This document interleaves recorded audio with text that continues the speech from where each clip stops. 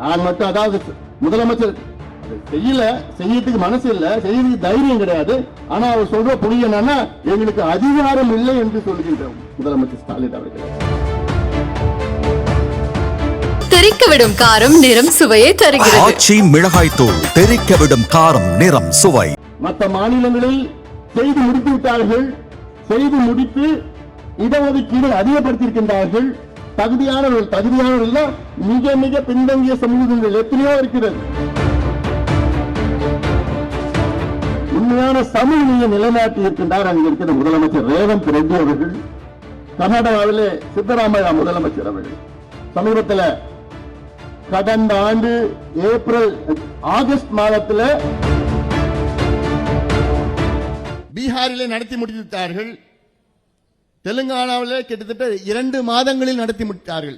ஆந்திராவில் நடத்தி கொண்டிருக்கின்றார்கள்.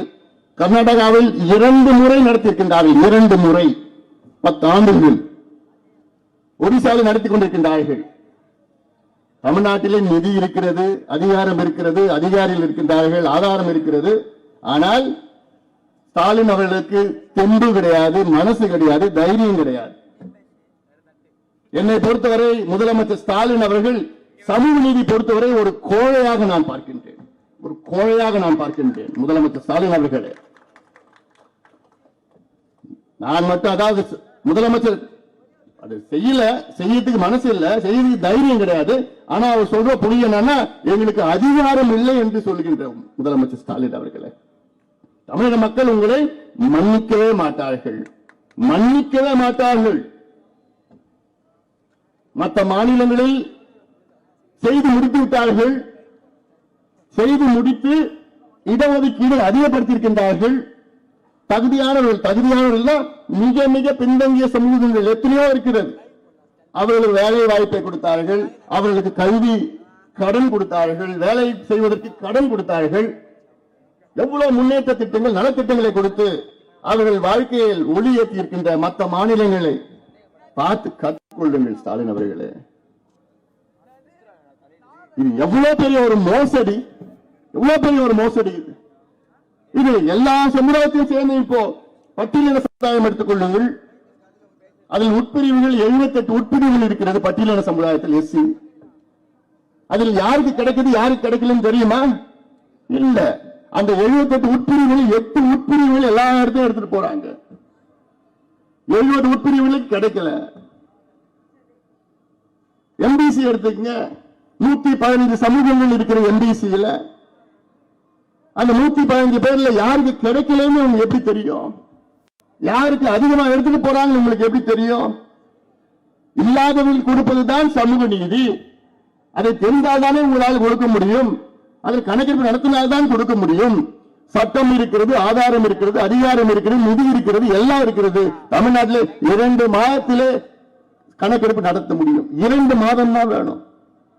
அதிகபட்சம் 500 கோடி ஆகும்.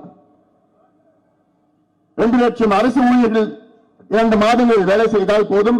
தெளிவான கணக்கு நடத்தலாம். தெலுங்கானாவில் 75 கேள்விகள் கேட்டிருக்கிறார்கள். 75 கேள்விகள் கேட்டு எல்லாத்தையும் விவரமா எடுத்து அங்கே உண்மையான சமூக நீதியை நிலைநாட்டி இருக்கின்றார் அங்கு இருக்கிற முதலமைச்சர் ரேவந்த் ரெட்டி அவர்கள். கர்நாடகாவிலே சித்தராமையா முதலமைச்சர் அவர்கள்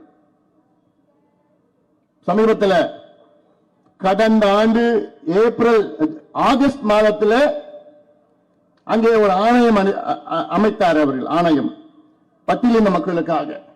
நாக மோகன் தாஸ் ஓய்வு பெற்ற நீதிபதி தலைமையில் அவர் 36 நாள்ல ஒரு பரிந்துரை கொடுத்தார்கள். 36 நாள்ல என்னன்னு கர்நாடகாவில அரசு சமூக நீதி ஜாதிவாரி கணக்கு நடத்துறோம்.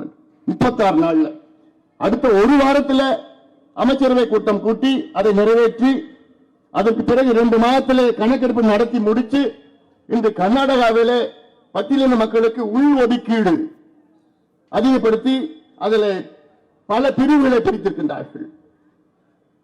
கேட்கிறோம், இதுக்கு எப்படி செய்ய முடியும்? கணக்கெடுப்பு நடத்த வேண்டும். தெறிக்கவிடும் காரம் நிறம் சுவையை தருகிறது. ஆச்சி மிளகாய் தூள் தெறிக்கவிடும் காரம் நிறம் சுவை.